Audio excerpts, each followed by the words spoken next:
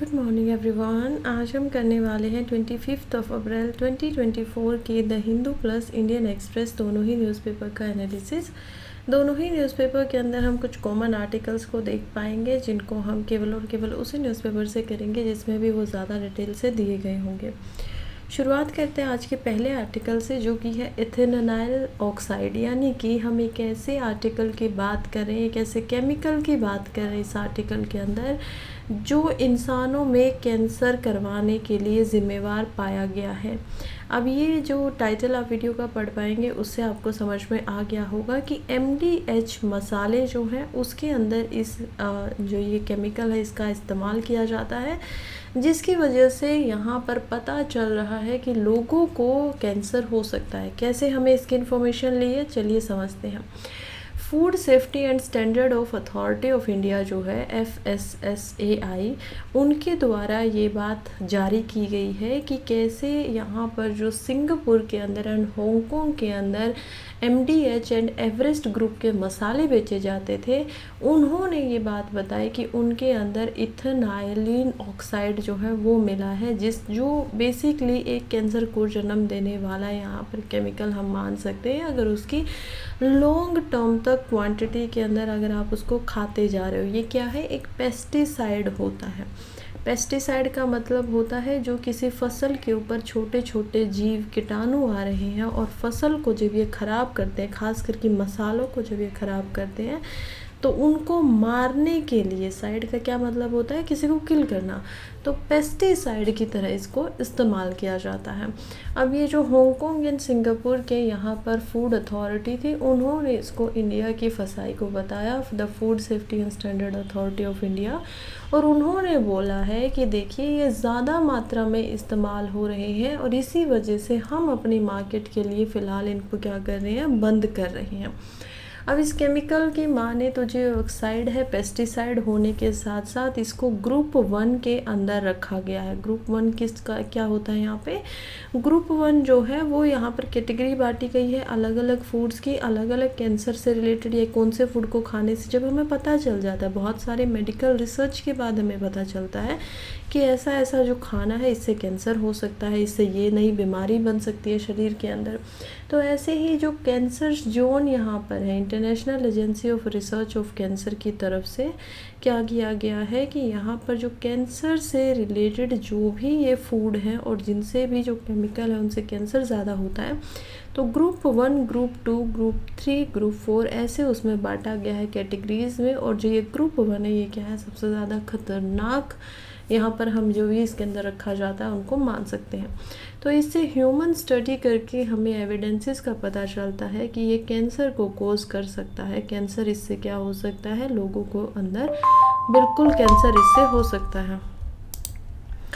Ethanol oxide एक industrial chemical है जो कि कलरलेस होता है। पहली बात तो क्या इसके अंदर कोई कलर नहीं होगा। दूसरी बात ये बहुत ही ज़्यादा फ्लेमेबल है, यानी अगर आग के पास इसको लेके जाएंगे तो ये बहुत जल्दी जल जाएगा अगर ऐसी कोई कंडीशन होंगी। और तीसरा ये एक रिएक्टिव गैस होती है, क्योंकि ये रिएक्ट करती है, इसी वजह से जो भी यहाँ पर छोटे मोटे बैक्टीरिया, वायरसेस, फंगाई कुछ भी अगर यहाँ पर मसालों के पास आता है तो उसको क्या कर देती है, ये किल कर देती है, पहले ही उनको नुकसान पहुँचाने नहीं देती है। तो इसी वजह से जो माइक्रोबियल कंटेमिनेशन हो सकता है किसी स्पाइस के अंदर, उसमें इसका इस्तेमाल किया जाता है। हांगकांग फूड सेफ्टी अथॉरिटी ने ये पाया है कि जो पैकेजेस है MDH के करी पाउडर क्या होता है, जिसको सब्जी मसाला भी यहाँ पर बोला जाता है, उसके अंदर साथ ही में एक सांभर पाउडर मिला है MDH का, जिसके अंदर इसको ज़्यादा मात्रा में पाया गया है। और साथ ही में हम देख पाएंगे फिश करी पाउडर भी यहाँ पर भेजा गया है। फसाई ने बोला है कि वो इंडिया के अंदर भी इसकी पूरी की पूरी जांच करेगी, और अगर ऐसा होता है कि इंडियन मसालों में भी ये पाया जाता है तो फिर इसके ऊपर कार्रवाई भी की जाएगी। क्योंकि हम देखते हैं कि कैसे 2011 के अंदर ही जो यूरोपियन यूनियन है वहाँ पर इसको बैन कर दिया गया था कि फूड में आप इसको कहीं पर भी इस्तेमाल नहीं करेंगे, केवल और केवल अब अगर इसका इस्तेमाल होता है तो वो होता है मेडिकल इक्विपमेंट्स के अंदर, यानी कि जो मेडिकल इक्विपमेंट्स भी क्या हो गए, कोई उपकरण है मान लीजिए और उसका क्या इस्तेमाल किया जा रहा है, उसको ऑपरेशन करना है किसी का, तो उसके लिए कोई कैंची चाहिए होगी, राइट। तो उसको पहले साफ़ करने के लिए, उसको पहले अच्छे से धोने के लिए, कंटेमिनेट करने के लिए, तो डिसइंफेक्शनेशन जो होता है और स्टेरिलाइजेशन जो किया जाता है मेडिकल डिवाइसेस का, उसमें इसको इस्तेमाल किया जा सकता है। ये है उसका पूरा का पूरा स्ट्रक्चर, आप देख पाएंगे केमिस्ट्री से किस प्रकार का दिखाई देता है। नेक्स्ट आर्टिकल जो कि है Tamil Nadu Kerala to count Nilgiri tahrs in synchronise survey from April 29। देखिए ये आर्टिकल इम्पोर्टेंट हो जाता है जीएस पेपर 3 में। जीएस पेपर 3 के लिए भी हम देखेंगे एनवायरनमेंट में इसकी महत्वता जो है वो काफ़ी यहाँ पर हम देख पाएंगे। ऑल्दो अभी जो इस टॉपिक को हम पढ़ रहे हैं वो एनवायरनमेंट के अंदर जीएस पेपर 3 से ज़्यादा प्रीलिम्स में इम्पोर्टेंट है, क्योंकि एनवायरनमेंट में अगर पूछा भी जाएगा तो इसके पीछे क्या पूछा जाएगा कि प्रोजेक्ट तहर एक्चुअली में है क्या। तो देखिए इसी से रिलेटेड यहाँ पर ये आर्टिकल बोल रहा है कि 5 महीने पहले एक प्रोजेक्ट को यहाँ पर लॉन्च किया गया था, और किसने इसको लॉन्च किया था, तमिलनाडु की गवर्नमेंट के द्वारा। हम देखते हैं यहाँ पर, तो इस प्रोजेक्ट का जो नाम है, प्रोजेक्ट का नाम है प्रोजेक्ट नीलगिरी ताहर। हम नीलगिरी ताहर के ऊपर ही है, जैसे कि हम देख पाते हैं प्रोजेक्ट लायन, प्रोजेक्ट टाइगर, जो कि टाइगर के ऊपर होता है। तो क्योंकि ये तहर के ऊपर ही है, इसी वजह से इसका नाम भी नीलगिरी तहर प्रोजेक्ट ही रखा गया है। अभी इन्हीं की पॉपुलेशन को काउंट करने के लिए फॉरेस्ट डिपार्टमेंट जो है तमिलनाडु और केरला का, दोनों के दोनों नीलगिरी की पहाड़ियों के ऊपर इनकी पॉपुलेशन, इनकी जनसंख्या को गिनने के लिए 3 दिन का सिंक्रोनाइज सेंसस करने वाले हैं, जनगणना करने वाले हैं, और वो उसकी शुरुआत होने वाली है अप्रैल 29 से। तो पहले इसको बता दिया गया है। फ़िलहाल के लिए हम देखेंगे कि यहाँ पर अभी आर्टिकल से केवल इतना ही है। सर्वे की माने तो अभी तक ऐसा बताया जा रहा है कि 700 जो लोग होंगे वो इस पूरे के पूरे सेंसस में पार्टिसिपेट करेंगे, इनकी गिनती की जाएगी। और जो यहाँ पर प्रिंसिपल चीफ एंड कन्वर्जर है, हम देख पाएंगे forest and chief wildlife warden Shri Nivasan R Reddy, उनके द्वारा ये भी कहा जा रहा है कि ये सर्वे जो होगा ज़्यादातर इरुवाकुलम और साइलेंट वैली नेशनल पार्क जो है केरला के, उसके अंदर हम देख पाएंगे वहाँ पे किया जाएगा, क्योंकि ये को हैबिटेट कर रहे हैं। तमिलनाडु भी इसमें कवर होता है और साथ ही में केरला के अंदर भी यहाँ पर जो तहर मिलते हैं वो थोड़े ज़्यादा मात्रा में मिलते हैं। चलिए अब समझते हैं कि सबसे पहले ये तहर जो है, क्योंकि आ सकता है प्रोजेक्ट भी अभी 2023 में ही लॉन्च हुआ है, तो 2024 के हम प्रीलिम्स के लिए इसको समझ लेते हैं ये क्या यहाँ पर बात हो रही है। तो नीलगिरी तहर जो होता है, इसका साइंटिफिक नेम होता है नीलगिरी ग्रेटस हाइलोसीरियस। निकनेम इसका होता है क्लिफ गोट। क्लिफ आपको पता है एक पहाड़ की चोटी को बोला जाता है, तो उसकी भेड़ की तरह भी इसको निकनेम की तरह जाना जाता है। नीलगिरी की जो तहर होती है वो लार्जेस्ट होती है तहर्स के अंदर। जहाँ पे भी आपको अदर जो यहाँ पर क्लिफ गोट्स मिलेंगे, उसमें सबसे बड़ी जो होती है वो यहाँ पर नीलगिरी ही होती है। हाइट इसकी होती है, जब 3 से 9 साल की उम्र के अंदर हम इसके देखते हैं लाइफ स्पैन को, तो हाइट होती है 80 से 110 सेंटीमीटर। वजन करीबन होता है 50 से 100 किलो के बीच के अंदर, और लेंथ जब हम देखते हैं इसकी लंबाई में तो ये 90 से 140 सेंटीमीटर की हमें दिखाई देती है। ये सबसे क्लोजेस्ट लिविंग रिलेटिव है शिप का।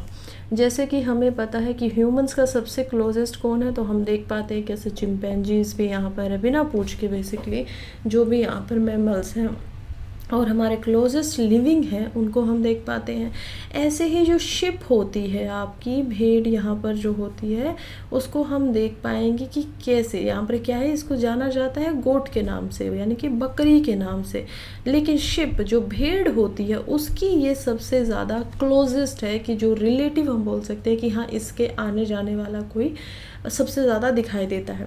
इसके ये 2 हॉर्न होते हैं, हमें दिखाई देते हैं, 2 सींग है इसके सर के ऊपर, और ये यूनिफॉर्मली पीछे की तरफ कर्व होते हैं। देखिए आप, इसके जो सींग है वो ऐसे सीधे नहीं है, ये कैसे जा रहे हैं, पीछे जाके मुड़ जा रहे हैं। तो इस तरीके से ये कर्व होते हैं इनकी शेप, और ये इनकी उम्र को भी दर्शाता है कि जितने बड़े सींग होंगे उतनी ज़्यादा इसकी एज हो चुकी होगी। ये इकलौती ऐसी तहर है जो कोल्ड ट्रॉपिकल क्लाइमेट के अंदर ज़िंदा रहती है। अब कोल्ड ट्रॉपिकल क्लाइमेट क्या होता है, चलिए समझते हैं। ये हम अपनी अर्थ को रखेंगे, यहाँ पर 0 डिग्री पे इसको डिवाइड कर देंगे। ऊपर 23.5 डिग्री के ऊपर हम देख पाएंगे ट्रॉपिक ऑफ कैंसर को, नीचे 23.5 डिग्री पे देख पाएंगे ट्रॉपिक ऑफ कैप्रिकॉर्न को, ऊपर 6.5 डिग्री पे हम देख पाएंगे यहाँ पर ट्रॉपिकल जो टेम्परेट तक का है यहाँ पर शुरू हो जाता है और ऊपर फ्रिज्ड जोन आ जाता है।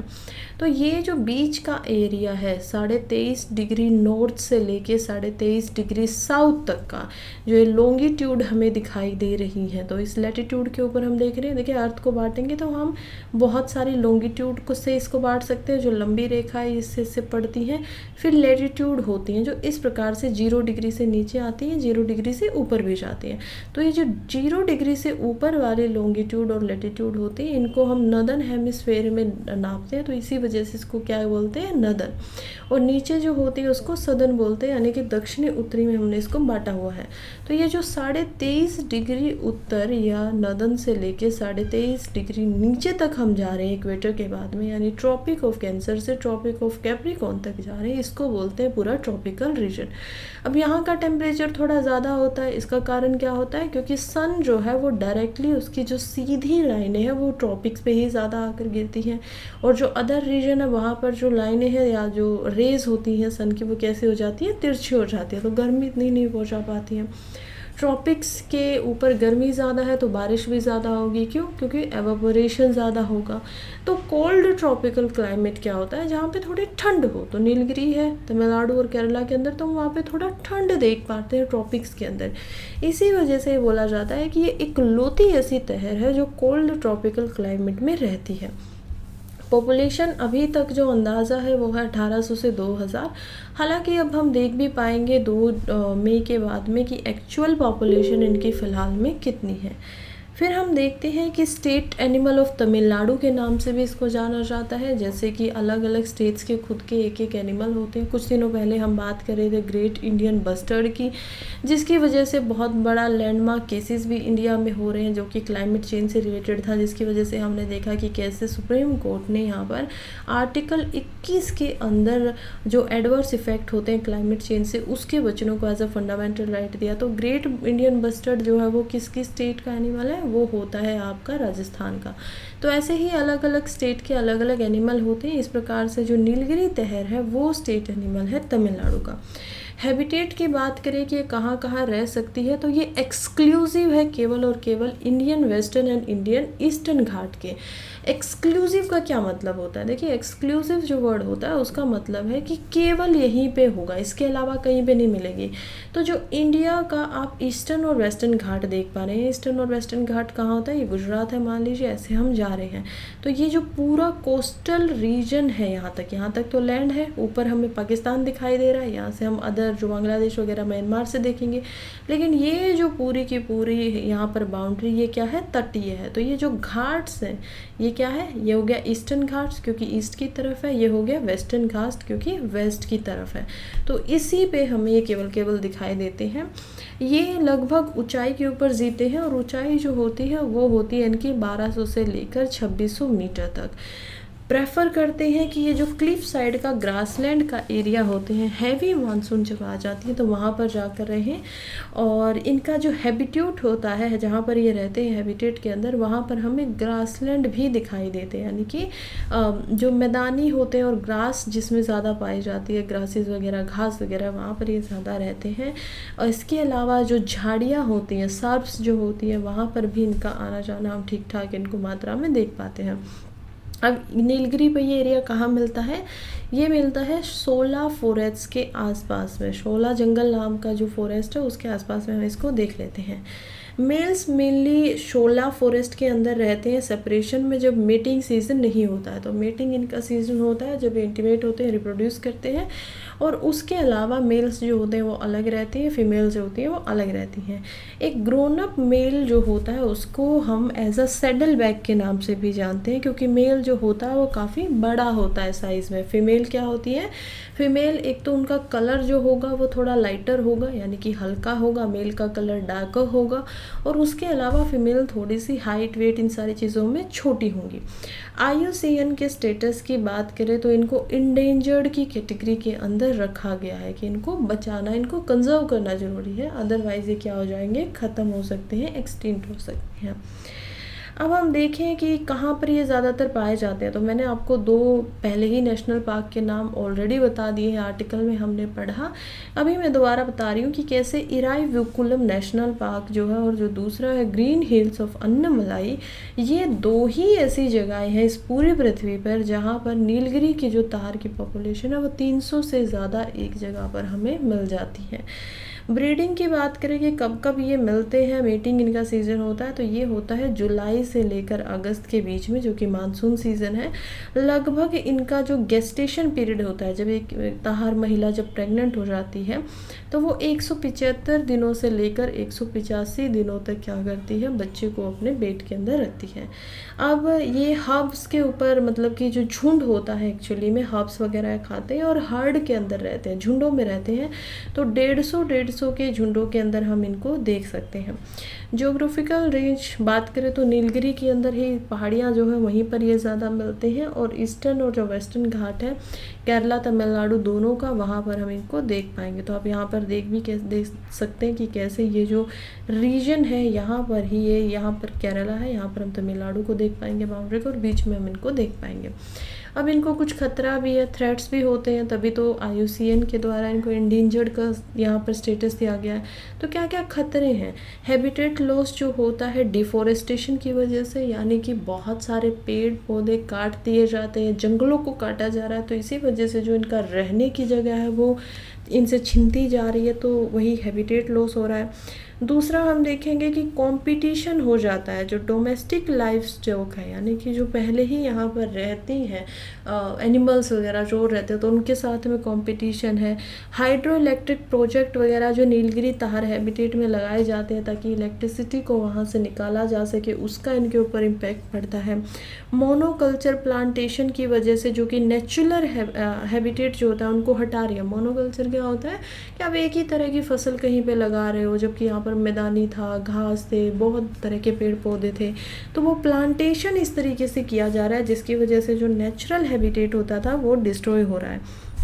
कभी कभी ओकेजनल लेवल पे इलीगल हंटिंग हो जाती है मीट के लिए, इनकी स्किन के लिए, इन सारी चीज़ों के लिए, तो वो भी नुकसानदायक है। और एट द एंड हम देख पाएंगे कि क्लाइमेट चेंज तो सबसे बड़ा यहाँ पर नुकसान हम सब के लिए, ह्यूमंस के लिए, एनिमल्स के लिए, सब के लिए वो है ही। तो अब क्यों इसको, एक्चुअली में जो प्रोजेक्ट नीलगिरी ताहार है, इसको क्यों हमें ज़रूरत पड़ रही है, चलिए ज़रा इस पर भी देख लेते हैं। तो नीलगिरी जो प्रोजेक्ट अभी इंट्रोड्यूस किया गया है 5-6 महीने से पहले, उसमें हम देखते हैं कि इसलिए किया गया है ताकि ये सेफगार्ड कर सके नीलगिरी तहर को और कंजर्वेशन हो सके 16 ग्रासलैंड दोनों का ही, जो वेस्टर्न घाट्स है उसके अंदर जो ग्रासलैंड है, जो घास का पूरा एरिया, उसको भी एक तो बचा के रखना है ताकि उनका हैबिटेट लॉस ना हो जाए, तो हम उनको बचाएंगे कैसे, और साथ ही में नीलगिरी तहर को भी इससे बचाना है।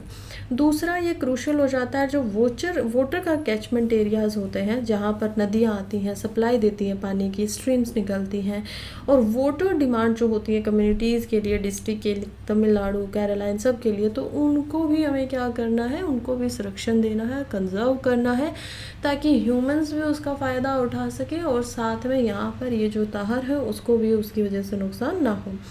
और एट द एंड हम देखते हैं कि इसी प्रोजेक्ट के तहत में एनवायरनमेंट को, अदर जो है जिसमें बहुत सारे और भी एनिमल्स हैं, ऐसा नहीं है कि सिर्फ तहर को यहाँ पर बचाना है, तो और भी जो है, मान लीजिए एम्फीबियंस हैं जो पानी और ज़मीन दोनों के ऊपर रह सकते हैं, जैसे कि मेंढक होता है या सांप होता है, रेप्टाइल है, फिशेज़ हैं, बर्ड्स हैं, मैमल्स हैं, तो इन सब को हमें क्या करना है, प्रोजेक्ट नीलगिरी तहर के अंदर बचा कर रखना है, उनको संरक्षण करना है। नेक्स्ट आर्टिकल की तरफ बढ़ते हैं, जो कि many glacier lakes expanding shows ISRO's image of catchment of Indian Himalayan river basin.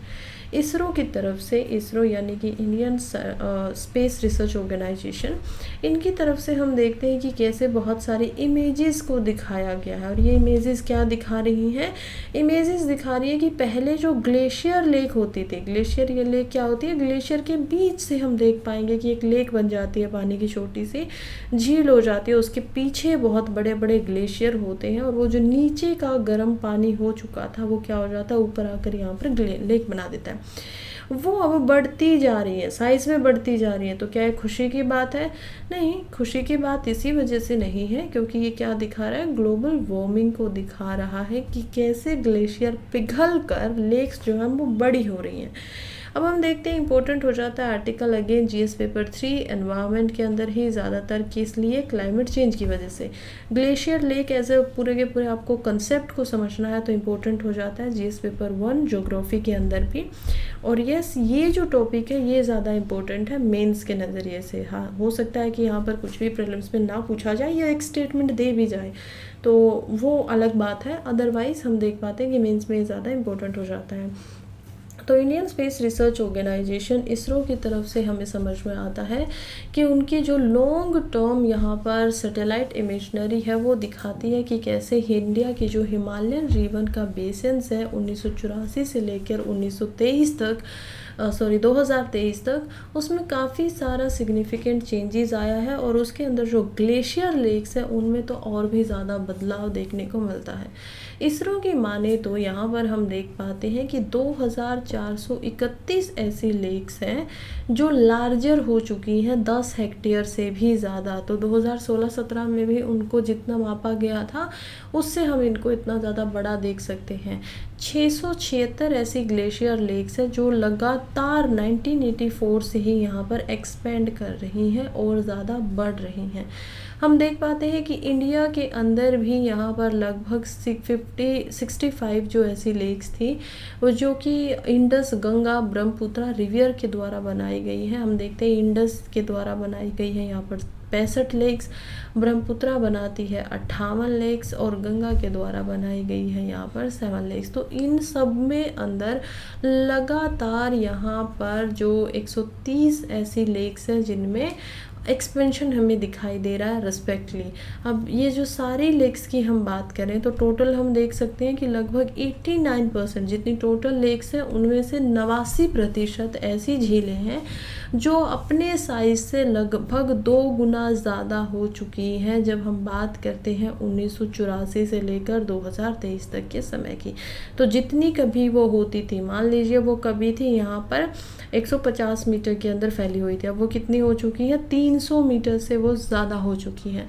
10 ऐसी लेक हैं जो लगभग 1.5 गुना से ज़्यादा 2 गुना तक के बीच में है और 65 लेक्स को हम इंडिया के अंदर ऐसा देख सकते हैं जो 1.5 गुना से ज़्यादा अपना जो उनका साइज़ होता था उससे ज़्यादा वो बढ़ चुकी हैं। अब ये जो ग्लेशियर लेक होती है इनको 4 तरह से कैटेगरीज में बांटा जाता है और उसके बांटने का जो पूरा का पूरा प्रोसेस होता है वो होता है ब्रॉडली उनके बनने के, उनके फॉर्मेशन के ऊपर कि वो कैसे बनी है। तो इसमें मोरेन डेम्ड होती है, यानी कि मोरेन जो आप साइड का एरिया देख पाते हैं जो कि मोरेन जिसको बोला जाता है कि उन्होंने कितना पानी यहाँ पर आकर पत्थर वगैरह छोड़ दिया है ग्लेशियर वगैरह ने और उसके बाद यहाँ पर लेक बन गई है पीछे क्योंकि पानी इकट्ठा होने लगा। दूसरा हम देखते हैं आइस डैम वाटर, यानी कि बर्फ़ की वजह से यहाँ पर कुछ आइस थी वो गिर गई थी तो उसकी वजह से बन जाता है। इरोजन की वजह से हो जाता है जिसमें वाटर जो था क्या कर रहा है, यहाँ पर ग्लेशियर वगैरह जो नीचे का एरिया था बहते बहते उसके साथ भी उसको पत्थर वगैरह को जो भी था साथ में आगे ले गए और यहाँ पर डिप्रेशन बन गया जिसकी वजह से यहाँ पर क्या हो गया, पानी इकट्ठा होना शुरू हो गया धीरे धीरे। जब समय के साथ में वो ग्लेशियर का कुछ भाग वहाँ पर रह गया तो वो पिघल गया। तो इस तरीके से ये बनती हैं। खैर अभी ये जो फ्लड रिस्क इनकी वजह से ज़्यादा बढ़ रहा है। अब ये नुकसान कहाँ हो जाता है, चलिए इसको समझते हैं। ये जो लेक्स का साइज़ बढ़ रहा है ना, इनकी वजह से फ्लड का रिस्क भी बढ़ रहा है, यानी कि जो बाढ़ आती है उसका खतरा बढ़ जाता है। अभी हमने पिछले साल ही देखा था कि कैसे सिक्किम के अंदर लेक जो है वो आउटब्रस्ट हो गई थी, तो उसको क्या बोलते हैं, ग्लेशियर लेक आउटब्रस्ट। तो सिक्किम के अंदर भी हमने ये देखा था जिसकी वजह से हमारी जो हाइड्रो इलेक्ट्रिक प्रोजेक्ट थे और डैम्स थे, वो 2 डैम यहाँ पर टूट गए थे। तो यही होता है, ग्लोफ देखने को मिलता है। ग्लेशियर लेक आउटबर्स्ट फ्लड्स जैसे जैसे ये बड़ी होती जाएंगी वैसे वैसे इनके अंदर ज़्यादा पानी आएगा और इनकी कैपेसिटी जो है वाटर को हैंडल करने की या अपने अंदर रखने की वो कम होती जाएगी। नेक्स्ट आर्टिकल की तरफ बढ़ते हैं, जो कि अगेन इम्पोर्टेंट है जीएस पेपर 3 के लिए ही, लेकिन यहाँ पर ये एनवायरनमेंट में ना आते हुए साइंस एंड टेक्नोलॉजी के लिए ज़्यादा इम्पोर्टेंट हो जाता है। आर्टिकल बात करता है new type of host defence against Zika dengue virus is revealed. देखिए आर्टिकल जो है वो कह रहा है कि कैसे यहाँ पर एक सवाल है बहुत समय से, क्वेश्चन बहुत समय से यहाँ पर साइंटिस्ट के अंदर में यहाँ पर उठा हुआ है, और सवाल ये है कि एक्चुअली में जो वायरस होते हैं वो फैलते कैसे हैं। आप बोलेंगे मैम ये तो आसान सा जवाब है, ये तो बच्चे बच्चे को पता है, हमको भी पता, आप खुद इतनी बार बता चुकी हैं, तो ये कैसा सवाल हुआ। बिल्कुल ठीक बात है। ये मैं आप लोगों को कह रही हूँ कि वायरस जो होते हैं वो अलग अलग तरीके से फैल जाते हैं। हमें पता है एयरबोर्न हो जाते हैं, या फिर हमारे जो बॉडी के फ्लूइड होते हैं वहाँ से फैल जाते हैं, या फिर सेक्सुअली जब यहाँ पर कोई रिश्ते बनते हैं उनसे फैल जाते हैं।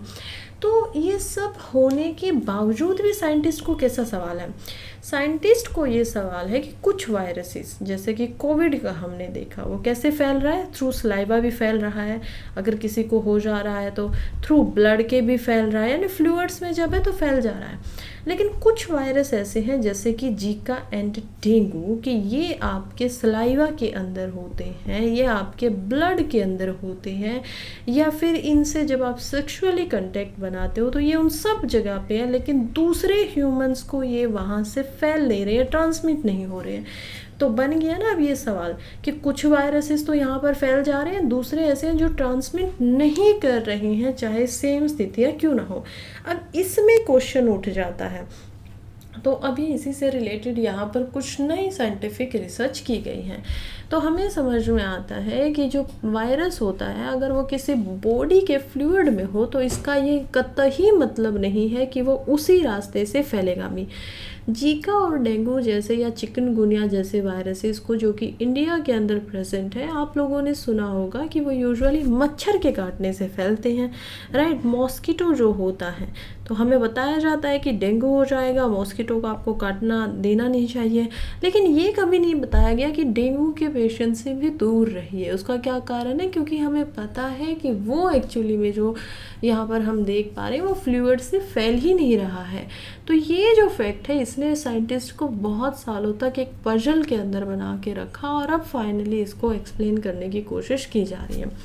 मार्च 29, 2020 के अंदर WHO के द्वारा यहाँ पर एक पोस्ट को ट्वीट किया जाता है जिससे बहुत सारा कंसर्न सामने आ गए। WHO ने जो ये पोस्ट की थी इसमें लिखा गया था फैक्ट लिख के लिखा था कोविड-19 इज़ नॉट एयरबोर्न, यानी कि हवा से नहीं फैल रहा है। हालांकि ये जो पोस्ट थी ये बाद में फैक्चुअली इनकरेक्ट यहाँ पर लगी कि कहीं ना कहीं इसमें गलत बातें लिखी गई थी, लेकिन ऐसी बातें बोल दी जाती हैं तो इसका मतलब क्या है कि ट्रांसमिशन जो होता है किसी भी वायरस का उसको समझने के लिए यहाँ पर बहुत ही इम्पोर्टेंट बन जाता है कि वायरस के लाइफ साइकिल को समझा जाए, उसकी स्टडी की जाए। हालांकि ये बहुत आसान भी लग सकता है, लेकिन एक्चुअली में ये क्या है, एक ट्रिकी प्रोसेस है, एक जटिल, यहाँ पर हम इसको प्रक्रिया की तरह देख सकते हैं।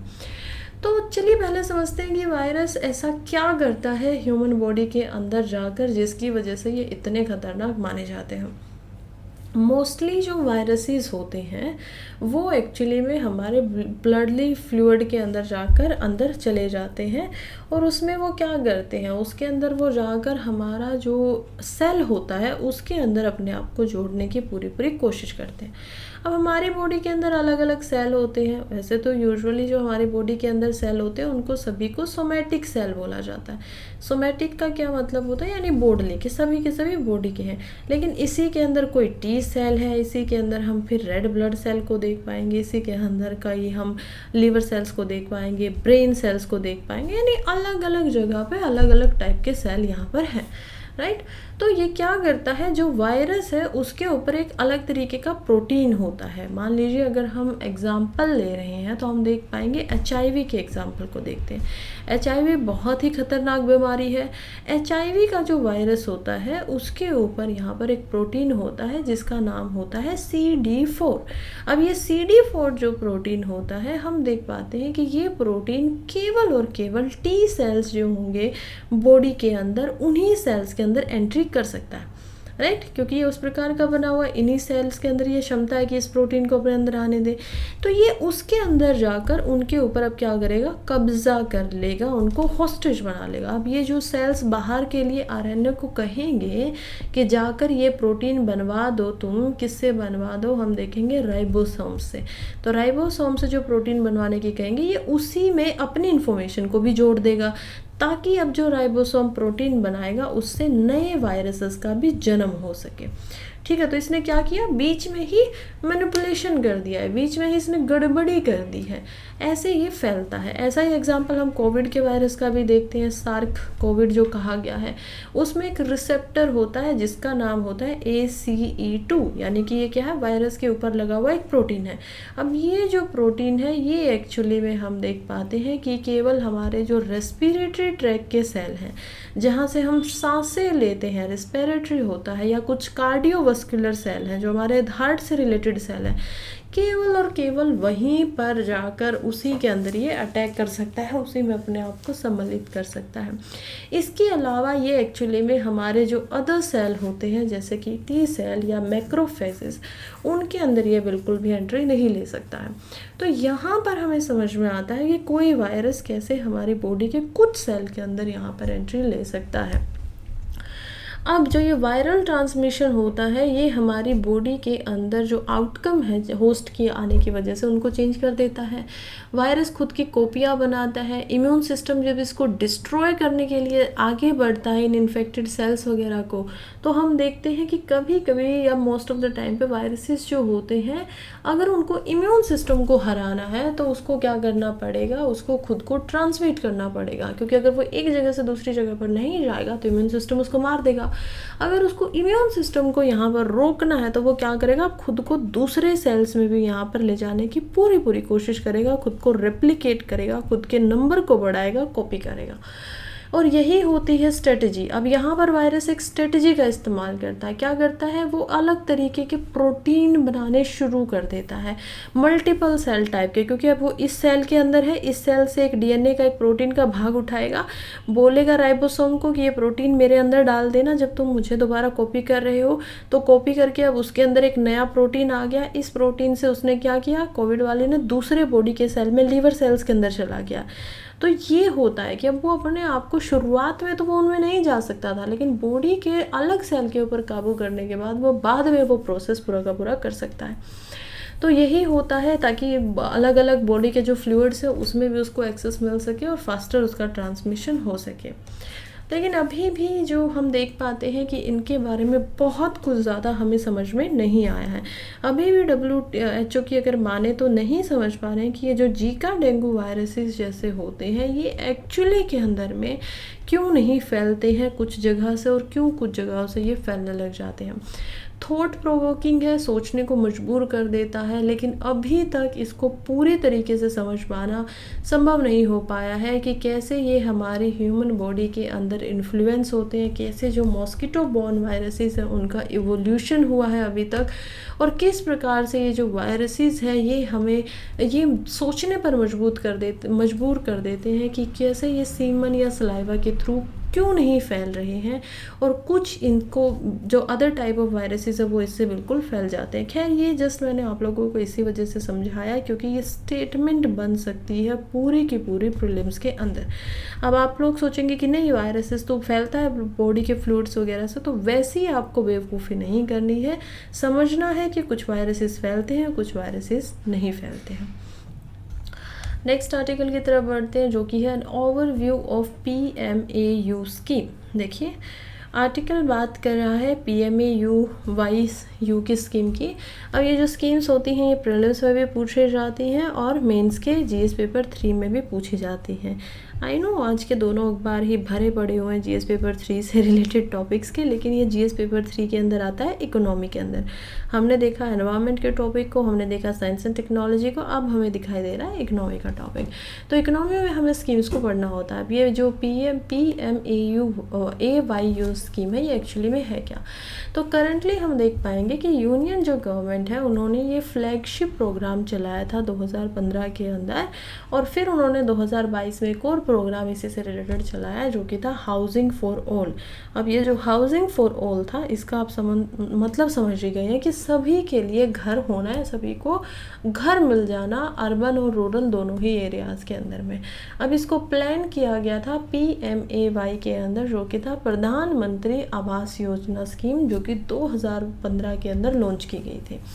अब PMAY स्कीम जो है ये एक्चुअली में एक सेंट्रली स्पॉन्सर्ड स्कीम है, यानी कि सेंटर ने क्या किया है, आधा पैसा मैं दे दूंगा, हो सकता है 50%, 60%, 70% जितना ठीक लगे, और बचा हुआ पैसा यहाँ पर स्टेट देंगे, क्योंकि ये सेंटर्ड स्कीम नहीं है, ये सेंट्रली स्पॉन्सर्ड स्कीम है कि इसको स्पॉन्सर किया गया है। तो इसके अंदर हम देखते हैं कि आधा पैसा लगभग जितना भी परसेंटेज यहाँ पर डिसाइडेड है वो स्टेट देती है, और कुछ पैसा यहाँ पर यूनियन भी देता है।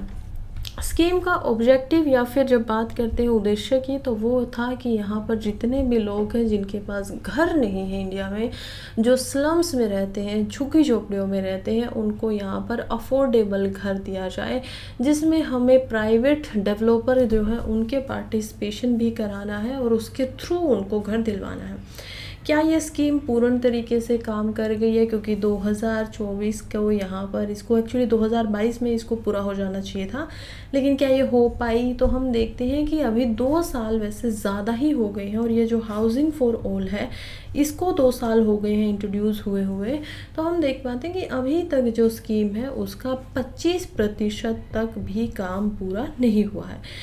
गवर्नमेंट की माने तो गवर्नमेंट के डाटा के अनुसार अभी 22 मिलियन हाउसेस की कमी है, लेकिन कुछ और ऐसी ऑर्गेनाइजेशंस हैं जिनमें रिपोर्टिंग की और डाटा निकाला, तो उससे हम देख पाते हैं कि आंकड़ा केवल 20 मिलियन का नहीं बल्कि और भी ज़्यादा है। 2023 तक ही यहाँ पर बात करें तो 60 लाख हाउसेस की कमी और भी यहाँ पर थी।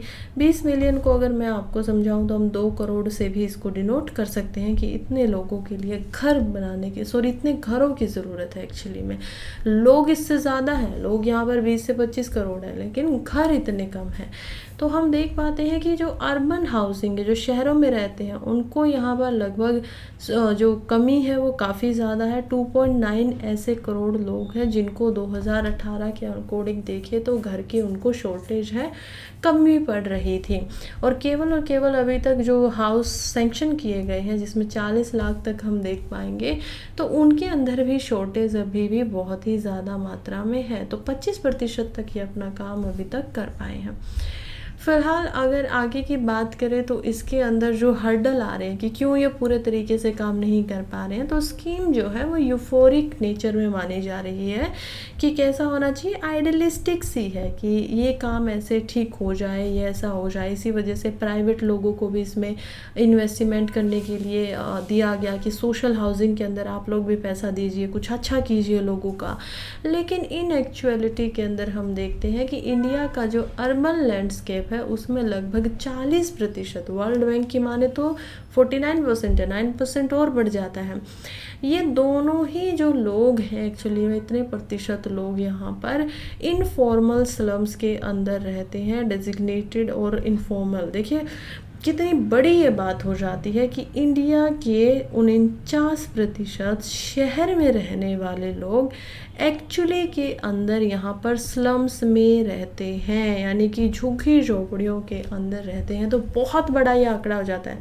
हालांकि भारतीय डाटे के अनुसार ये 40% है, लेकिन वर्ल्ड बैंक इसको 49% हमें डिनोट करके बता रहा है। तो कितना बड़ा ये आंकड़ा है। तो कुछ प्रोजेक्ट्स की माने तो जहाँ पर स्पेस जो है स्लम डेवलपर्स ने लिया हुआ है, एक्चुअली में वो स्पेस, वो जगह प्राइवेट प्लेयर्स की है, और इसी वजह से ये जो ग्रोथ है सेटलमेंट वगैरह को लेकर यहाँ पर इनको बार बार हटा दिया जाता है। लेकिन इनकी रेजिडेंस की प्रॉब्लम्स इतनी बड़ी बड़ी हो जाती हैं। सोच के देखिए आप कि एक मल्टी स्टोरी बिल्डिंग है जहाँ पर पानी वगैरह लेकर आना है, इलेक्ट्रिसिटी, सीवियर, यूटिलिटी, ये सब उनको प्रोवाइड करवाना है।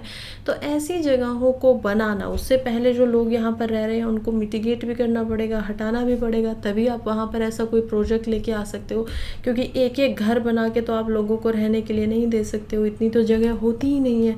तो आपको क्या करना पड़ेगा, मल्टी स्टोरी बनाना पड़ेगा, फ्लोर बनाने पड़ेंगे, फ्लैट्स बनाने पड़ेंगे, ताकि एक ही बिल्डिंग में बहुत सारे लोग रह सकें। तो इसी वजह से एक तो इसको तैयार करना मुश्किल है। दूसरा हम देखेंगे कि सिटी का जो मास्टर प्लान है PMAU के द्वारा भी और अदर जो सिटीज़ के प्लान है, वो एक्चुअली में यहाँ पर कैपिटल कंसल्टेंसी वगैरह से या टेक्नोलॉजी जो सोल्यूशन है उनको ध्यान में रखते हुए इतने पहले बनाए नहीं गए थे। तो यही हो रहा है कि जैसे दिल्ली डेवलपमेंट अथॉरिटी की भी बात करें तो उन्होंने 2041 के लिए एक मास्टर प्लान अभी बनाया है। तो ये जो प्लान होगा इसके अकॉर्डिंग में यहाँ पर फ्लोर्स वगैरह बनेंगे, तो 2041 तक ये बनेगा। कितनी ज़्यादा इसको टाइम लगेगा इन एक्चुअलिटी के अंदर।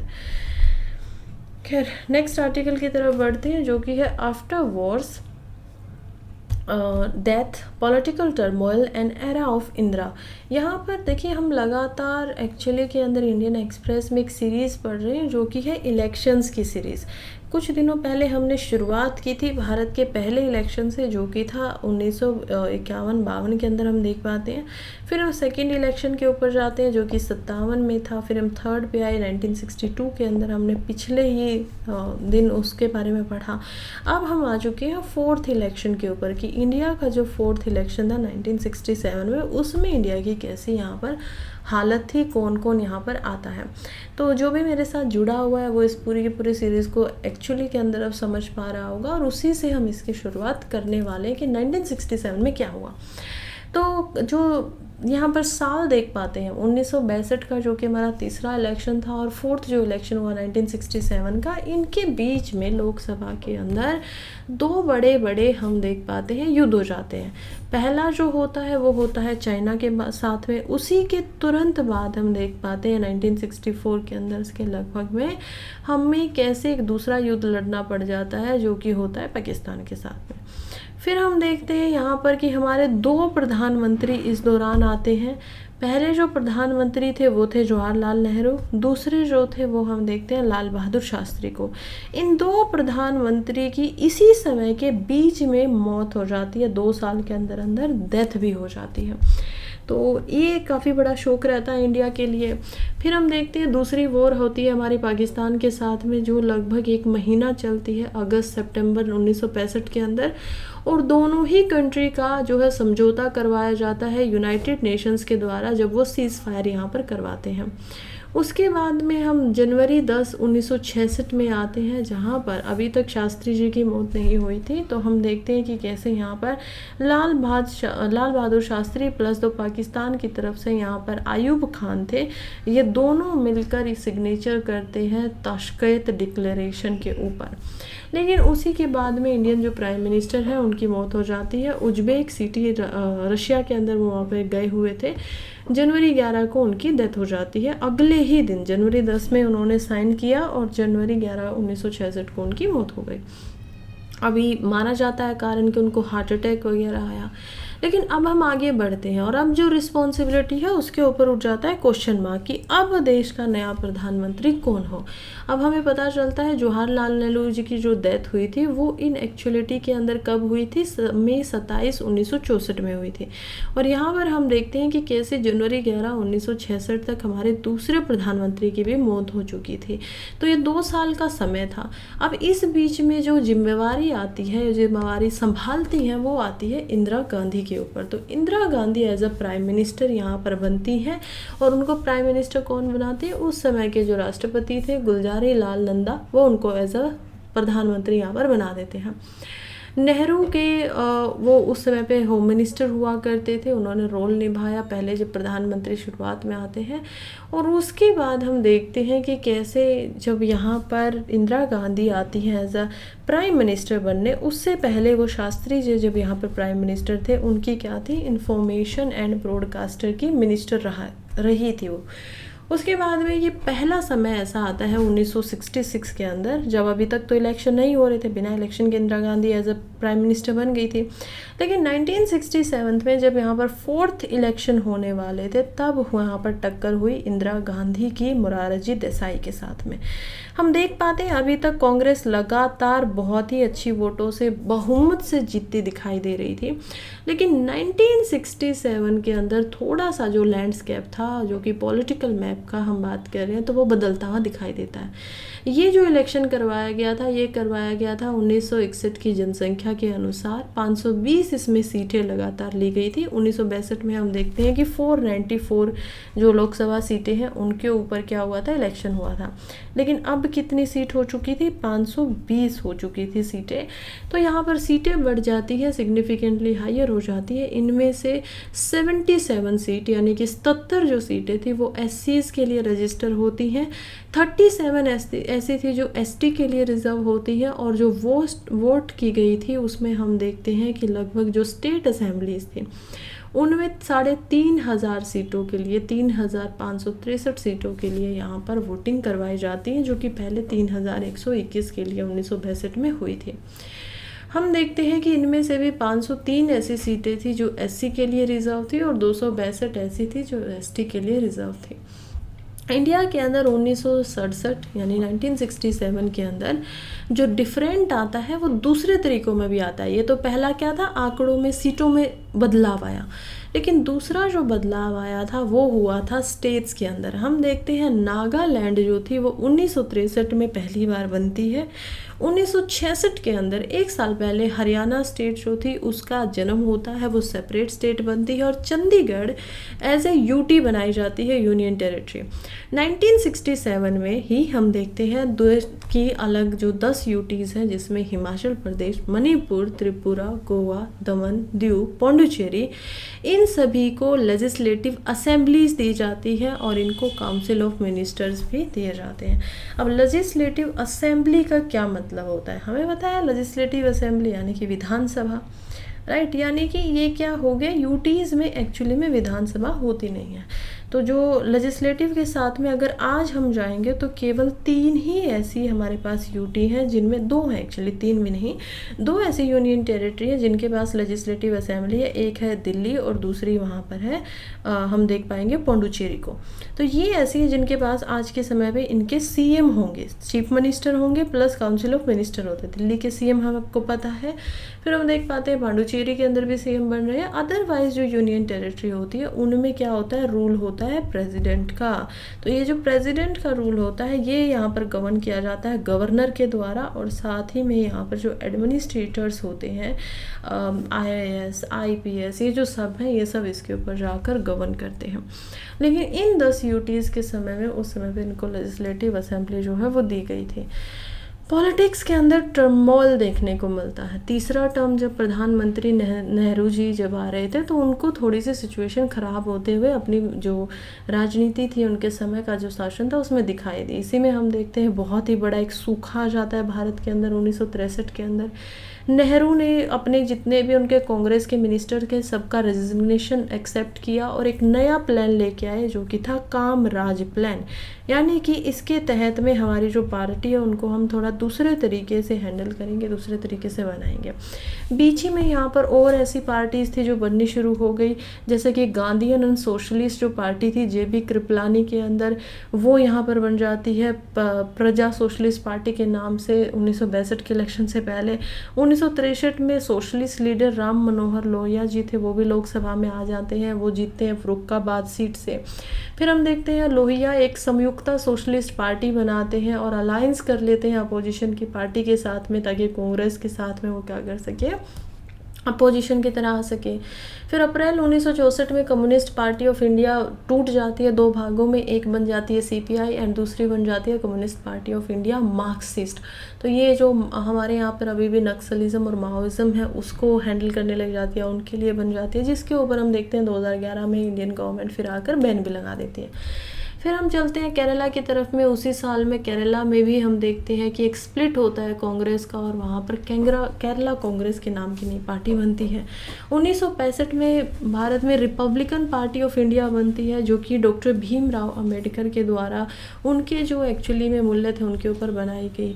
और इस तरीके से अलग अलग पार्टी बनती है। 1962 में भी यहाँ पर श्रीमानी अकाली दल अलग अलग भागों में बंट जाती है। एक को मास्टर तारा सिंह जो थे वो लीड कर रहे थे, दूसरे को संत फतेह सिंह जो थे वो लीड कर रहे थे। अब जो रिज़ल्ट आता है, क्योंकि अपोजिशन बहुत बड़ा हो चुका है, इससे पहले हमने थोड़ा थोड़ा अपोजिशन जाते हुए देखा, लेकिन कांग्रेस क्या थी, पूरी की पूरी सेंटर में थी। अब यहाँ पर एक शौक आता है। शौक क्या था कि एक्चुअली में जो रिज़ल्ट आता है इस इलेक्शन का, ये इलेक्शन जो था वो हुआ था 10 दिन के लिए लगभग ये चला था, और हम देखते हैं कि ये इलेक्शन के अंदर यहाँ पर 30 सीटें थी जो वुमेंस के लिए रिजर्व की गई थी। रिज़ल्ट में देख पाते हैं कि यहाँ पर जो कांग्रेस है उसने केवल 283 सीटें ही यहाँ पर जीती थी। हालांकि वो जीत गए थे इलेक्शन को, इंदिरा गांधी ही प्राइम मिनिस्टर बनी, लेकिन ये कितनी बड़ी बात थी कि अब की बार कांग्रेस 70-80% की जो उनकी पूरी की पूरी बहुमतता होती थी उससे नहीं जीती। रेदर जो इनका आंकड़ा था वो कितना था, केवल 40% तक का ही यहाँ पर रहा। हम देख पाते हैं 44 जो सीटें थी वो यहाँ पर लगभग सी राजा गोपालचारी स्वतंत्रता पार्टी लेकर आती है लोकसभा में, जो कि लार्जेस्ट अपोजिशन पार्टी लोकसभा के अंदर बनती है। गुजरात, उड़ीसा, राजस्थान, इनके अंदर स्वानात्रा पार्टी मेन अपोजिशन पार्टी की तरह भी सामने आती है। भारतीय जनसंघ जो कि आज की हमारी प्रेजेंट गवर्नमेंट बना रही थी, BJS जो कि बाद में BJP बन जाती है, वो हम देखते हैं कि टोटल 14 सीटें जीतती है। और उसके बाद में अब जो 1962 में उन्होंने 14 सीटें जीते थे, लेकिन अब 1967 के 4th इलेक्शन में वो 35 सीटों तक पहुंच जाती है। और द्राविड़ा मुंतेरा कंजारम DMK पार्टी जो कि यहाँ पर मद्रास की तरफ से हम देखते हैं वो 25 सीट जीतते हैं और मद्रास में अपनी बनाते हैं। खैर, यहाँ से इस इलेक्शन के बाद से जो मोरारजी देसाई हैं उनके बीच में और जहाँ पर इंदिरा गांधी थी उनके बीच के अंदर की जो खाई थी वो और ज़्यादा गहरी हो जाती है। और ऐसे ही देखते हैं कि इंदिरा गांधी को अलग अलग नाम से जाना जाता है। जैसे लोहिया जी जो थे वो इंदिरा गांधी को गूंगी गुड़िया के नाम से कहते हैं। रायबरेली के अंदर वो अपने लेट हस्बैंड को यहाँ पर रिप्रेजेंट कर रही थी, फिरोज़ गांधी को, और वहाँ से वो जीत कर आती है। नेहरू की जो बहन थी विजय लक्ष्मी पंडित वो भी जीतती हैं। हम देख पाते हैं फूलपुर की तरफ से गुलजारी लाल नंदा कैथल हरियाणा से जीतते हैं, जो कि अभी एक नई स्टेट बनी हुई थी। और 1967 के बाद हम बिल्कुल बोल सकते हैं कि कैसे एक नया युग आ जाता है इंडिया की पॉलिटिक्स में, जो कि युग होता है इंदिरा गांधी का। खैर, यहीं पे हमारे जो इलेक्शन है लोकसभा के वो अब चल रहे हैं, और इस आर्टिकल के साथ आज के न्यूज़पेपर को हम भी क्या कर रहे हैं, दी एंड करते हैं। सो जो भी यहाँ पर अभी तक बना हुआ है, आप लोगों का बहुत बहुत धन्यवाद। वीडियो अगर अच्छी लगी हो तो वीडियो को लाइक कर दीजिए, चैनल को सब्सक्राइब कर दीजिए, कमेंट कर दीजिए, इससे मुझे हौसला मिलेगा, मैं और अच्छी वीडियोस आप लोगों के लिए लेकर आऊँगी। अभी के लिए चलती हूँ, कल फिर से मिलूँगी, तब तक के लिए पढ़ते रहिए, आगे बढ़ते रहिए। All the very best.